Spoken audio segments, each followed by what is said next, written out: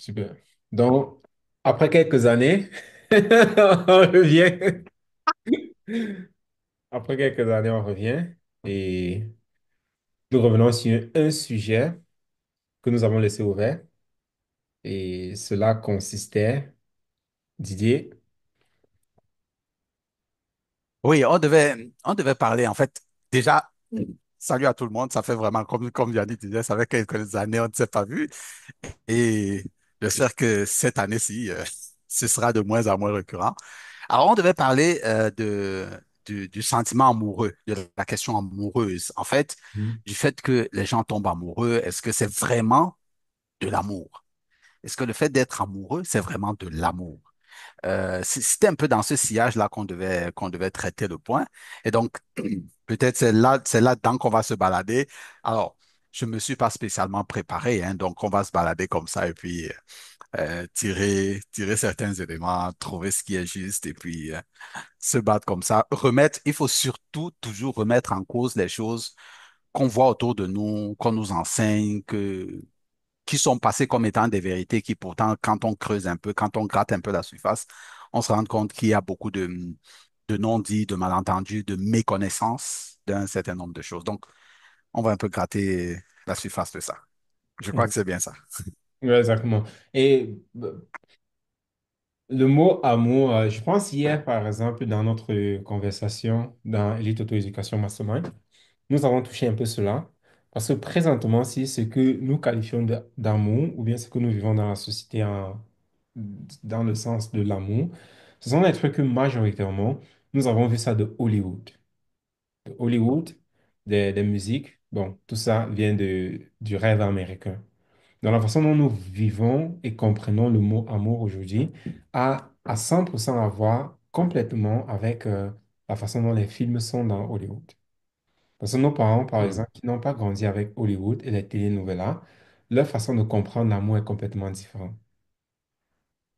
Mais la jeunesse qui a grandi avec la télénovela, leur façon de comprendre l'amour est complètement différente. Et la nouvelle génération que nous avons aujourd'hui, sa façon aussi de comprendre l'amour est complètement différente. Donc aujourd'hui, nous avons des générations, je sais pas si on appelle Gen Z, c'est Gen Z, c'est Gen Alpha, Moi, je ne sais pas. moi je sais pas trop, mais leur façon en fait de comprendre, il y a certains, notre génération par exemple, la façon dont on nous a inculqué quand même un peu l'amour, c'était du genre, tu trouves quelqu'un et tu vis avec cette personne. Bon, dans ça aussi, dépendamment de ce que l'individu était exposé à ça, c'était beaucoup de, de déceptions, beaucoup de peines amoureuses, beaucoup de traumas et aussi beaucoup de tricherie. Parce que quand tu regardes les films ou bien même les musiques, c'était toujours du genre, ah, quelqu'un a trompé sa femme et puis il demande pardon, ou bien sa femme le trompe et puis il demande pardon. Donc c'était toujours des trucs bizarres comme ça. Mais ce n'était jamais vraiment une relation stable. Il y avait toujours un bobo quelque part, il y avait toujours un problème quelque part qu'il fallait s'en occuper. Mais maintenant, la génération d'aujourd'hui, l'amour, en fait, c'est déjà, on ne vit pas ensemble, chacun gère sa vie de son côté et parfois on se rencontre et puis sexe, relations sexuelles et ainsi de suite. Mais chacun est de son côté, nous ne sommes pas ensemble, peut-être nous sommes ensemble juste pour le plaisir sexuel, mais sinon, on n'a rien à voir ensemble. Donc, ce qui fait que cela change massivement la façon dont l'individu le comprend. En fait, cela change massivement avec le temps. Et ce temps-là est déterminé par les films ou bien les musiques que nous avons présentement dans la société. Parce que quand on regarde les films Hollywood aujourd'hui, majoritairement, ce sont toujours des couples séparés, divorcés, où la maman, c'est la maman qui s'occupe de la famille. Et majoritairement, même dans les couples qui vivent ensemble, l'homme, c'est un idiot, c'est un bête, il ne connaît rien. Et c'est la maman qui est toujours en train de prendre les responsabilités, de s'occuper de tout. Ah, ton papa, il est tellement nul, c'est la maman qui fait ci, elle s'occupe des enfants, elle s'occupe du travail. Et l'homme, il est majoritairement, tu vois, comme un idiot, comme un tintin, il ne sert à rien, il ne fait rien. Et c'est cette image-là, en fait, qu'on est vraiment en train de portrait en ce qui concerne l'amour. Et un autre point aussi, c'est le fait que ce concept de l'amour même en soi, L'amour, en fait, c'est la recherche d'un sentiment qui, que nous n'avons pas ou bien qui nous manque. Majoritairement, c'est ça la quête de l'amour. Parce que quand quelqu'un dit, ouais, j'aime cette personne, à 99% des cas, ce que la personne veut dire, c'est cette personne-ci remplit un besoin émotionnel à l'intérieur de moi que sans cette personne-là, j'aurais cette douleur parce que ce sentiment-là, il n'est pas présent en moi, il n'est pas présent dans ma vie, il est manquant. Donc, on peut résumer ça comme l'amour, c'est juste un bandage qu'on met sur un traumatisme que nous avons reçu, qui n'a rien à voir avec ce que c'est que l'amour vraiment. Ouais. Alors, tu as dit beaucoup de choses tellement intéressantes, surtout à la fin là. Euh, Parce que oui, à la base, beaucoup de personnes vont chercher cette relation parce qu'il y a un manque quelque part dans eux et qu'ils veulent compléter. Et ce manque-là, ils veulent le compléter avec un sentiment, une émotion, une sensation. OK? Et avec la limite ou la limitation de leur vocabulaire, ça prend le nom de l'amour, mais c'est pas de l'amour. Alors, peut-être avant de revenir là-dessus, j'avais fait un post Facebook, je l'avais divisé en quatre, je crois, qui était intitulé L'amour, le plus grand mensonge de tous les temps. Alors, j'avais divisé en quatre, j'avais parlé de l'amour l'amour parental, l'amour amoureux, l'amour patriotique et l'amour religieux. Parce que dans ces différents endroits, on retrouve toujours le mot amour revient, le mot amour revient, le mot amour revient, mais à la fin, quand tu regardes, en fait, c'est la peur. Alors, euh, tu disais tout à l'heure que avant, une époque avant, pour les aînés comme nous, comment est-ce qu'on nous enseignait l'amour? De quoi est-ce que ça avait l'air? À mon époque, l'amour avec beaucoup plus une relation, quand je parle de l'amour, amour homme-femme, ça avait beaucoup plus une relation avec la responsabilité. C'est-à-dire que la façon dont euh, c'était pas parfait, bien sûr, c'était pas la meilleure façon, mais la façon dont c'était enseigné avant que Hollywood ne vienne avec toute sa clique d'imbécilité, c'était OK, il y a une responsabilité derrière cette union entre un homme et une femme. Et donc, la responsabilité, c'était quoi? De prendre soin de sa femme, lui construire un bel endroit, avoir des enfants et prendre soin de ses... Donc, c'était réellement pour nous, les hommes, c'était une question de responsabilité jusqu'à un certain moment. C'est-à-dire qu'au début, jusqu'à la fin des années 80, bon, à la moitié des années 80, je voyais quand même ce besoin de responsabilité, ce besoin de... C'était beaucoup plus une question de responsabilité. Parce que, objectivement, quand je regardais les parents de cette époque-là, je ne voyais pas ces effusions d'amour ou bien d'émotion que les gens ont aujourd'hui. Mais c'était pas parce qu'ils ne s'aimaient pas, ou bien c'était pas parce que l'environnement ne se prêtait pas à ça, probablement. Mais il y avait beaucoup plus derrière une question de responsabilité. Mais aujourd'hui, l'amour, tel que les jeunes le voient aujourd'hui, c'est devenu factice. Et comme tu le dis, c'est devenu un bandage qu'on met. Alors, moi, je vais insister beaucoup sur le point du bandage. Pourquoi je vais insister sur ce point? Parce que beaucoup de gens se mettent en couple parce qu'ils ont perdu ou bien loupé quelque chose. Mon père battait beaucoup ma maman. Donc, l'homme que je dois chercher ne doit pas être le genre de personne qui bat sur moi. Donc, on a ce manque-là et qu'on veut combler ici. Ou bien, euh, ma maman était privée de, je sais pas, mon père ne remplissait pas ses responsabilités. Donc, ma maman n'avait pas toujours de l'argent ou bien. Et donc, l'homme que je dois trouver doit pouvoir me donner. Donc, en fait, c'est une succession de manques, de vides, et qu'on veut remplacer par la personne qui vient. Et le fait donc on aille chercher ce vide qui nous manque vers une autre personne, cette personne aussi a un vide qui lui manque, qu'elle cherche chez une autre personne. Et vous allez vous rendre compte que les deux vides, en fait, vont créer du vide. Un vide et un vide créent du vide. Ça ne crée pas du plein. Je ne sais pas si mathématiquement ce que je dis est vrai, mais quand tu prends quelque chose qui est vide et quelque chose qui est vide, mais ça fait deux choses qui sont vides. Ça Mhm. ne fait pas une chose qui est pleine. Et donc, ça fait que il y a un vide ici, il y a un vide ici, ça ne peut pas, ça va pas matcher longtemps, ça va pas, et ça finit toujours par des clashs. D'ailleurs, il suffit de regarder autour de nous. Donc, en fait, ce que les gens appellent le sentiment amoureux est devenu plutôt un terreau de fabrication de la peur. Et c'est la raison pour laquelle il y a un certain nombre de peurs qui se sont développées. Tu as cité quelques-unes. Quelqu'un qui me trompe. Quand on se met en relation, il y a ce truc-là qui, moi, me chiffonne. Moi particulièrement. Ça me chiffonne, ça m'énerve. Ça me, je n'apprécie absolument pas ça. Ce besoin de contrôler l'autre. C'est mon mari. C'est ma femme. C'est-à-dire que l'autre être humain est devenu comme ta possession, mais masqué sous le nom factice de l'amour. Mais quand tu aimes quelque chose, tu ne le possèdes pas.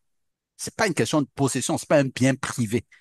Mais c'est devenu ça. C'est-à-dire que c'est pour moi et ça donne lieu donc à des conflits interminables et tellement souvent brutaux. Parce que la séparation à la suite est tellement brutale que tu te demandes est-ce que ces deux êtres étaient vivants? Simplement parce que l'un voulait s'approprier de l'autre. À aucun d'entre vous n'est la propriété de l'autre. Et donc, le fait de dire non, c'est ma femme, ou bien c'est mon mari, ou c'est mon petit ami, mon compagnon, c'est comme de dire c'est mon œil, c'est mon bras, j'en fais ce que je veux. Pourtant, non. Ça n'a rien à voir avec l'amour que de dire mon ceci.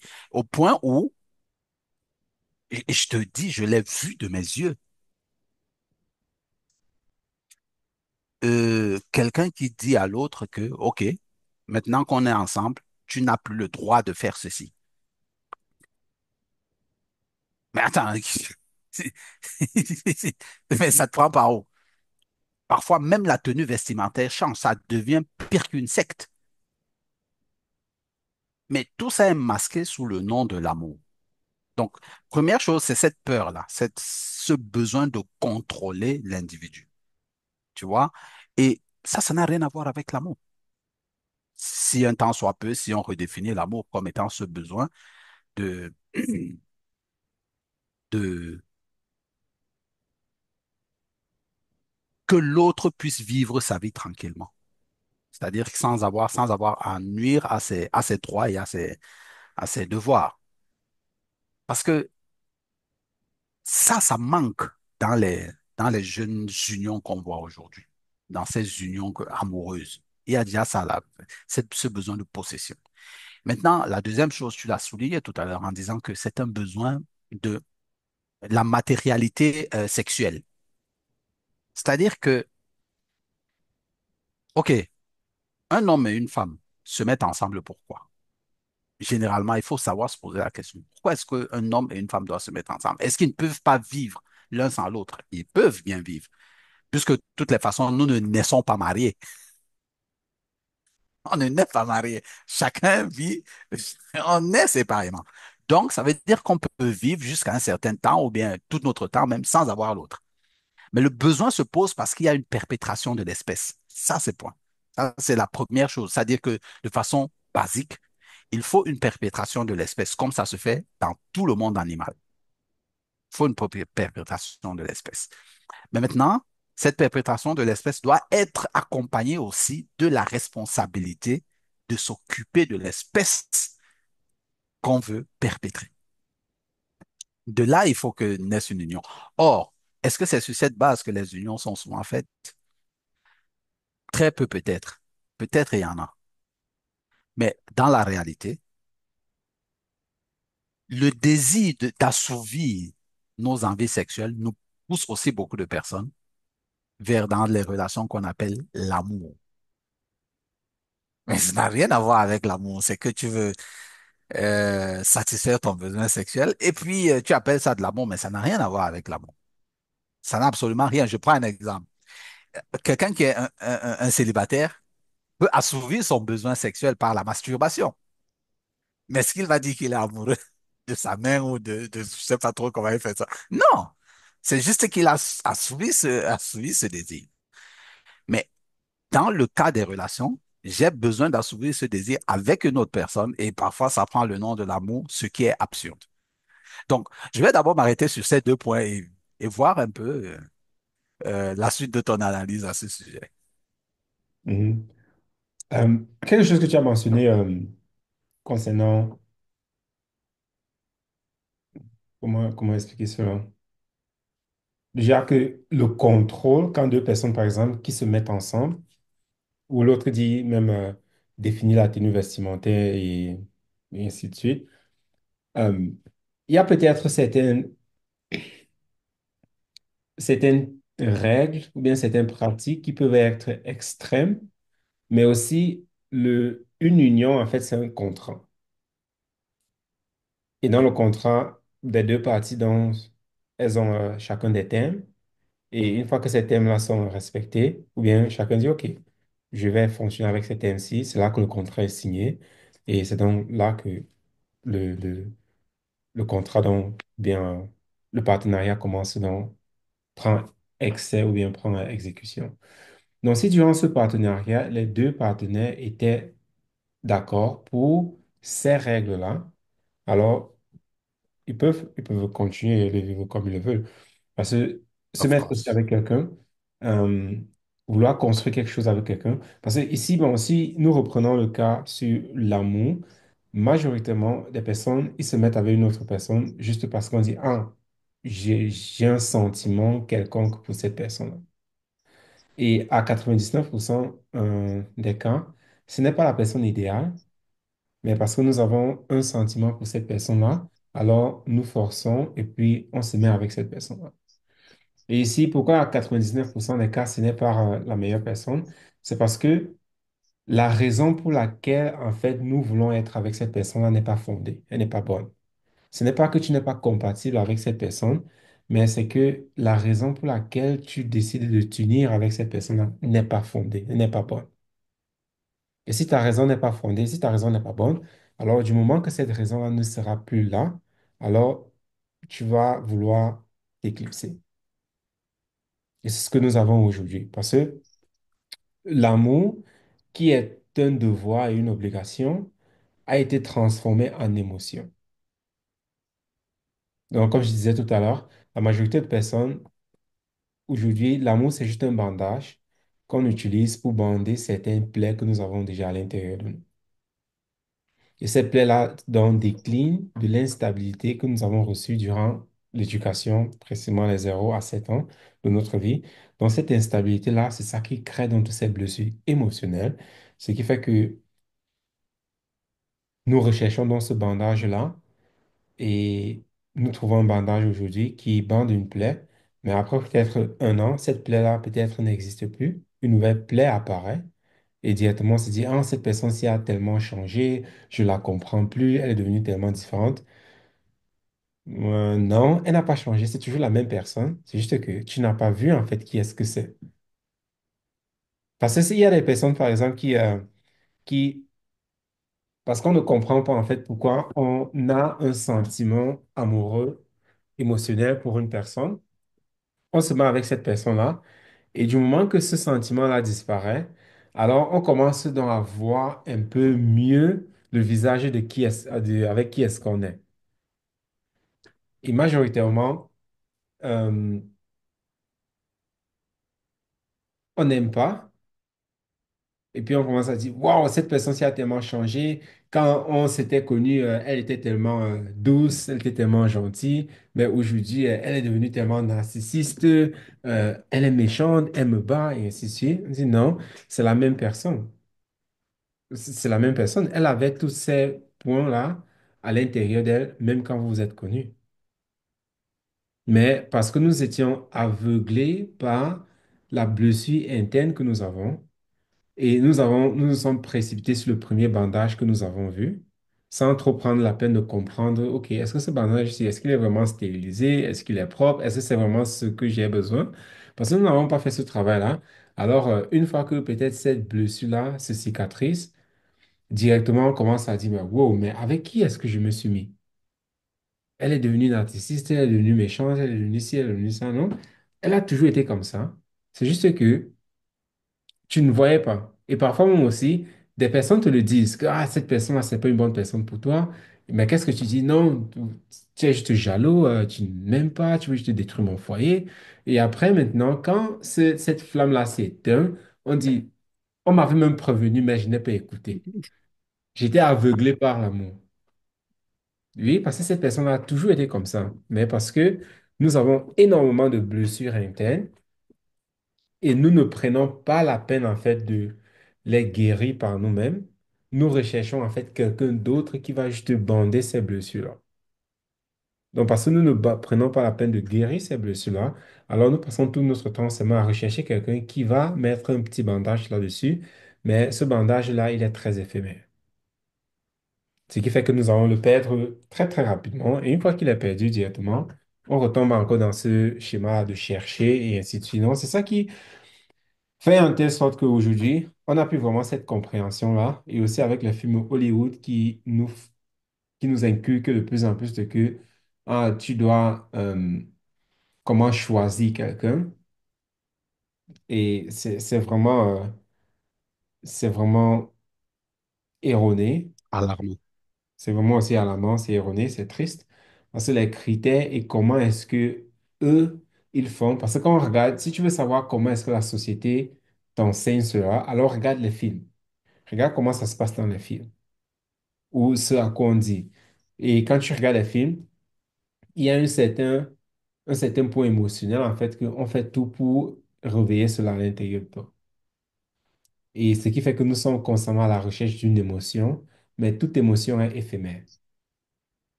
Toute émotion est éphémère, ce qui fait que tu ne seras jamais comblé.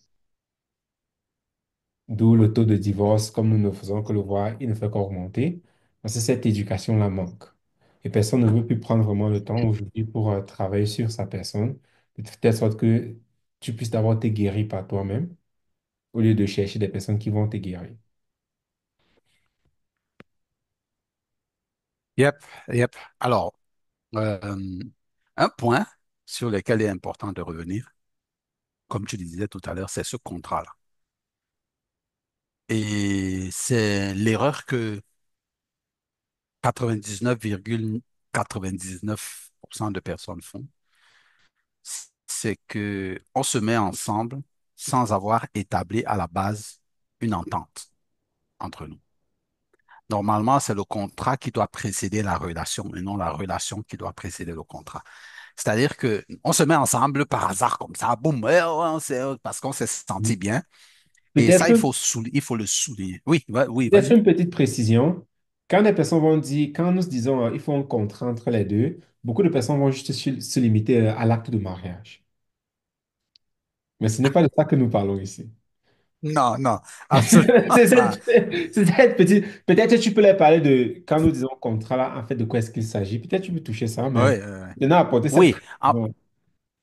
Non, sans habiller ça de tellement de mystère, quand tu veux te mettre avec quelqu'un, vous devez vous entendre sur les termes de votre partenariat. Aussi simple que ça. Par exemple, euh, je vois une belle fille parce qu'il y a forcément quelque chose qui doit m'attirer chez une fille ou chez un garçon. Tu vois une belle fille ou un beau garçon.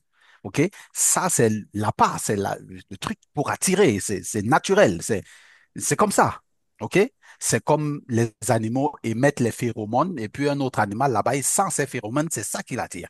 OK? Chez nous, c'est soit la beauté, soit c'est un signe quelconque qui nous attire vers une personne. OK?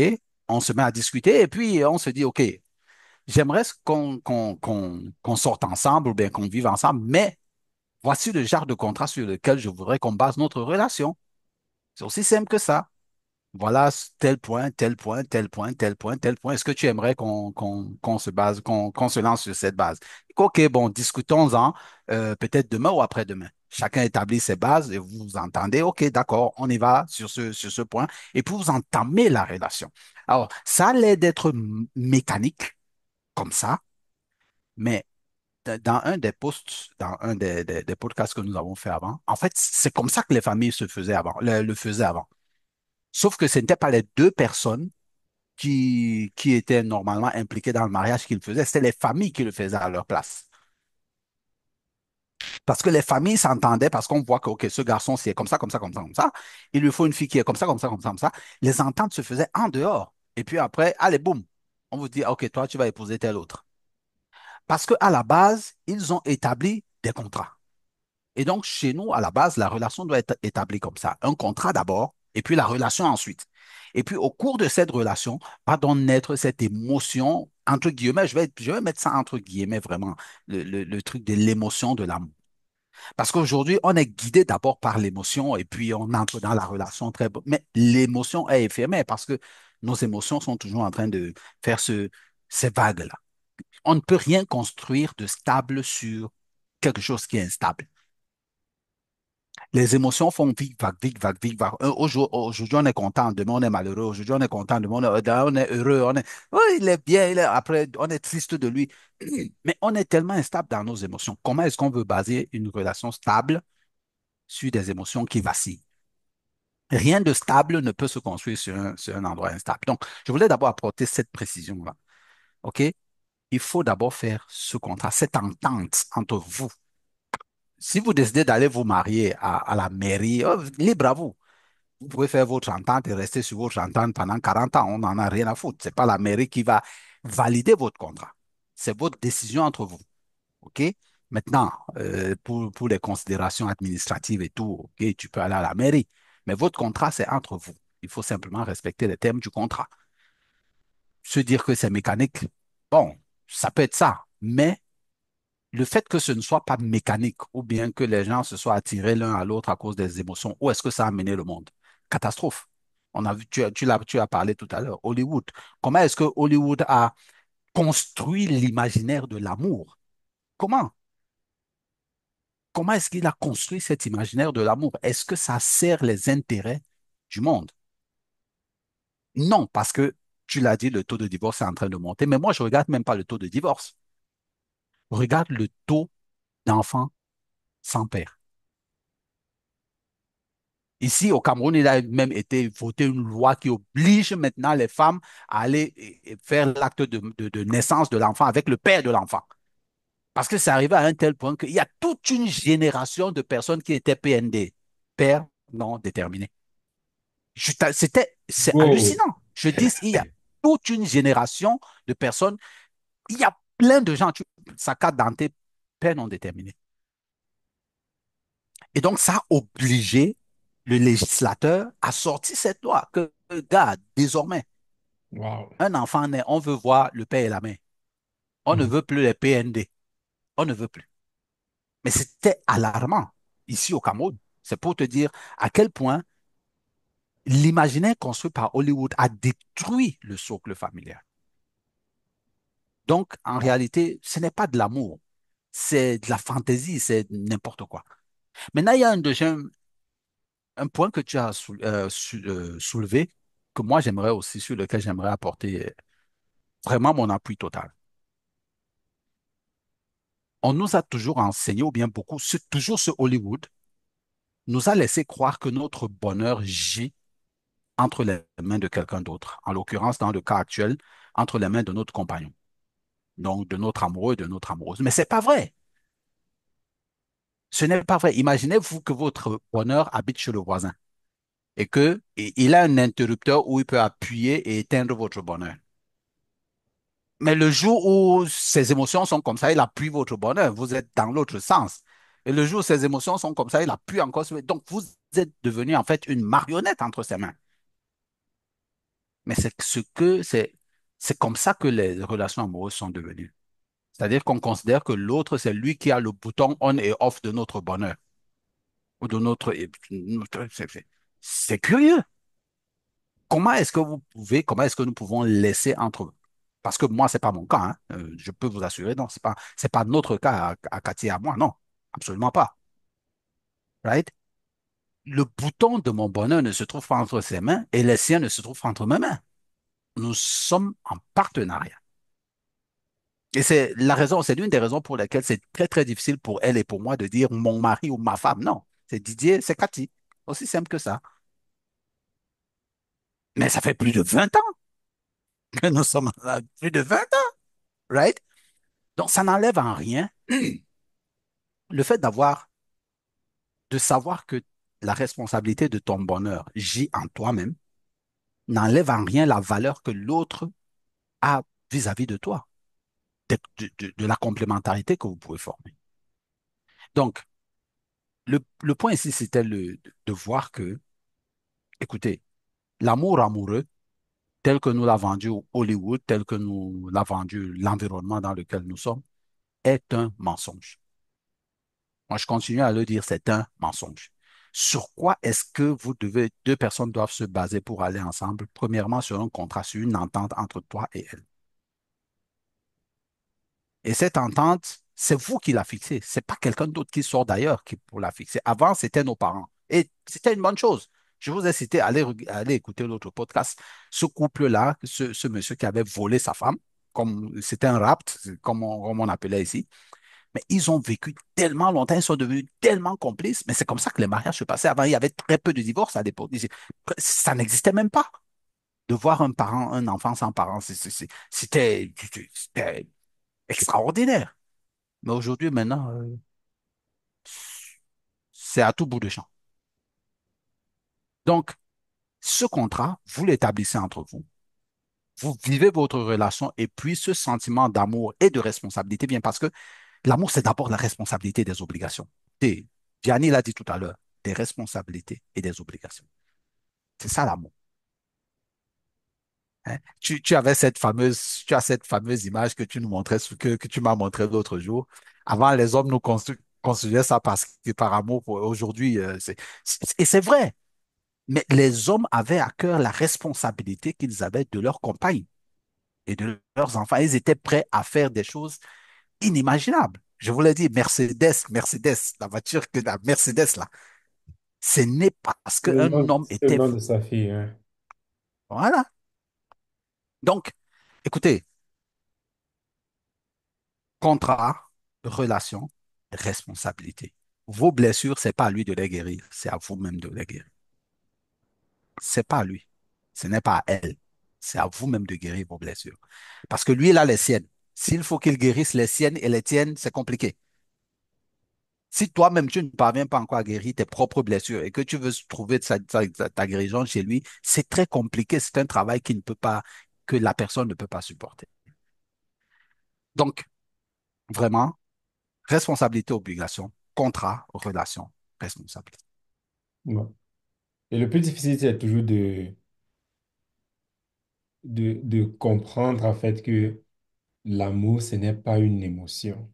C'est ça le plus difficile, de voir et comprendre cela. Parce que, comme tu l'as dit tout à l'heure, de faire un contrat, et comme nous l'avons bien précisé, le contrat, en fait, ce n'est pas l'acte de mariage que vous signez, mais le contrat, en fait, c'est pourquoi est-ce que vous êtes ensemble?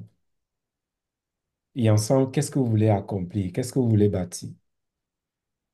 C'est ça, en fait. C'est un peu comme... Vianney, je voudrais ajouter un peu pour préciser que ce n'était pas l'acte de mariage.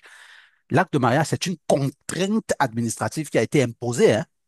Si vous vous rappelez, allez regarder l'origine de l'acte de mariage. C'était pour contraindre les gens. Donc, c'était comme une prison, quoi, qu'on vous imposait, quoi, que désormais, voilà. Tu vois, donc ça n'a rien à voir avec le contrat dont nous on parle ici. Ce n'est pas une contrainte quelconque.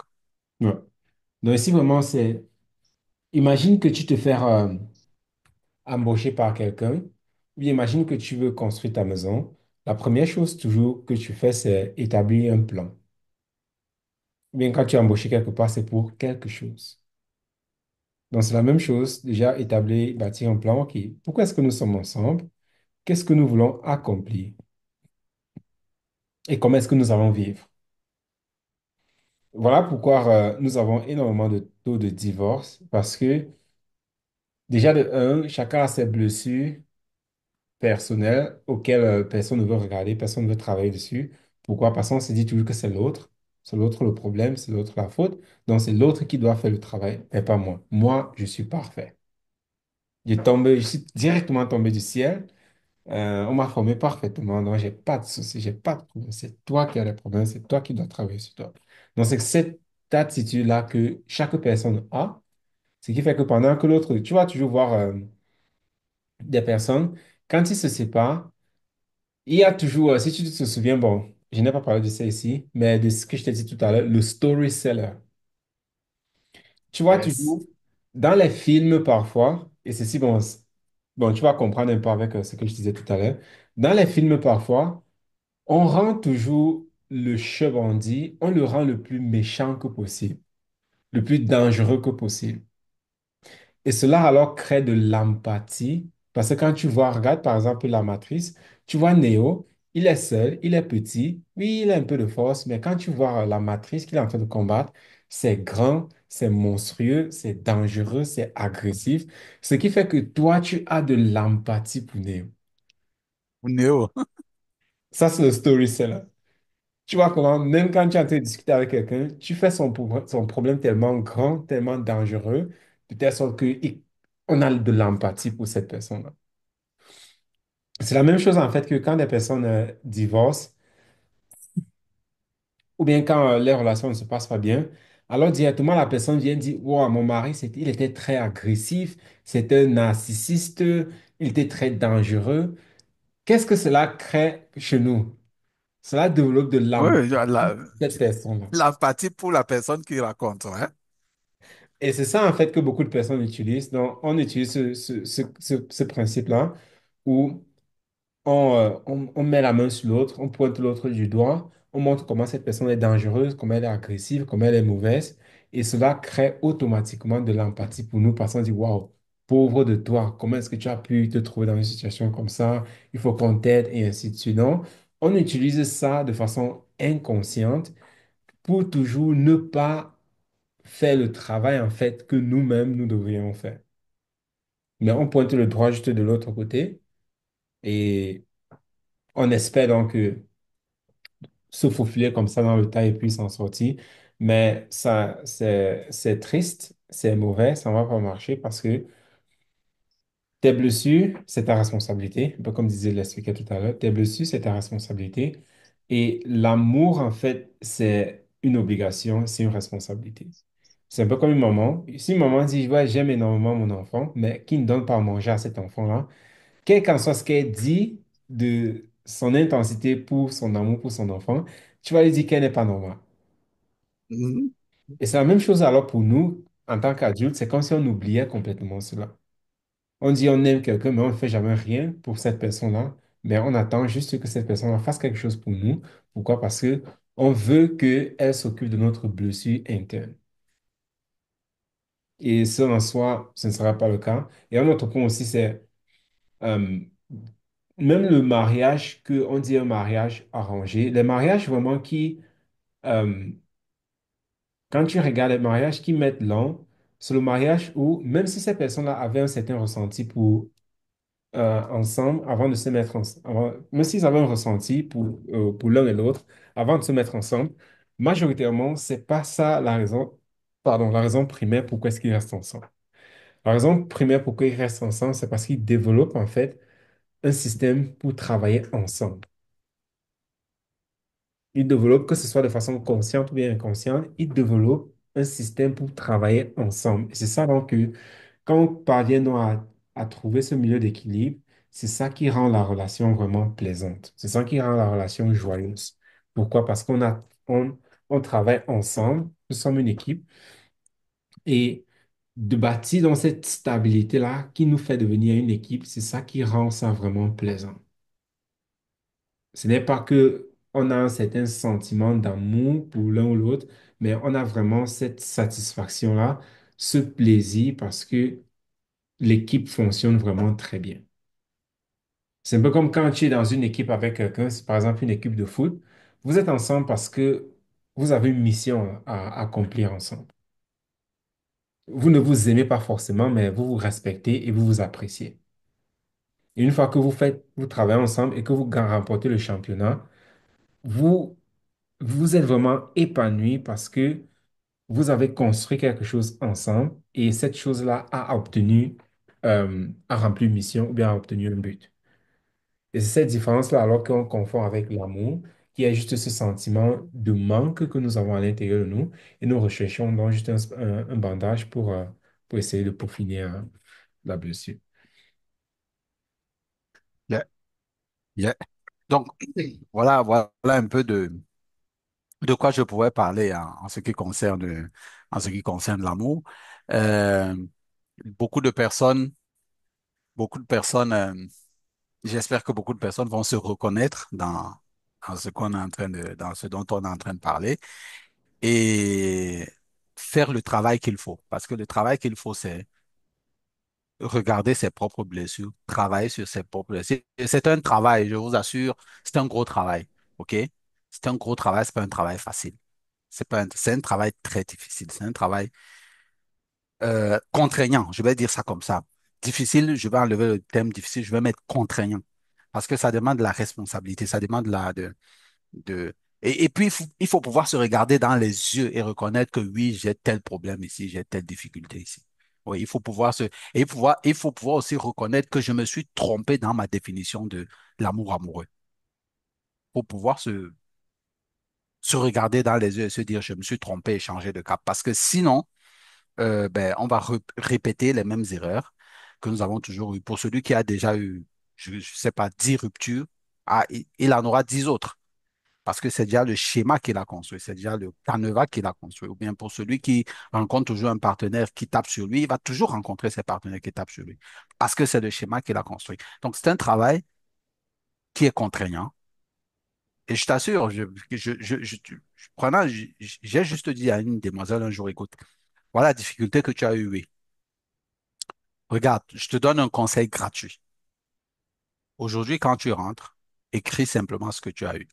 Écris simplement, tu restes, tu écris simplement ce que tu as eu. Et puis le lendemain, tu me passes un coup de fil. Jusqu'à aujourd'hui, j'attends encore ce coup de fil-là, ça fait plus d'un. Je lui ai dit. Parce que ce n'est pas un travail, c'est un travail contraignant. Ça demande de la contrainte, ça demande de pouvoir faire face à ça. Et ce sera peut-être contraignant pour vous, mais si vous voulez vraiment réussir dans votre vie, entre guillemets, amoureuse, ce travail doit être fait. Et par vous, et non par quelqu'un d'autre. C'est ce que je dirais comme mon mot de fin. Ouais, exactement. C'est un peu comme perdre du poids. Vous pouvez tout acheter, mais il y a certaines choses que vous-même, vous allez devoir passer au four. Vous pouvez tout acheter, mais il y a certaines choses que vous-même, vous allez devoir passer au four. Et travailler sur soi, c'est ça. C'est cette chose-là que vous ne pouvez pas acheter. Vous allez passer au four et vous-même, vous allez devoir faire ce travail-là. Parce que personne d'autre ne peut et va le faire pour vous. Donc, sur ce, on se dit à la prochaine fois. Et ouais.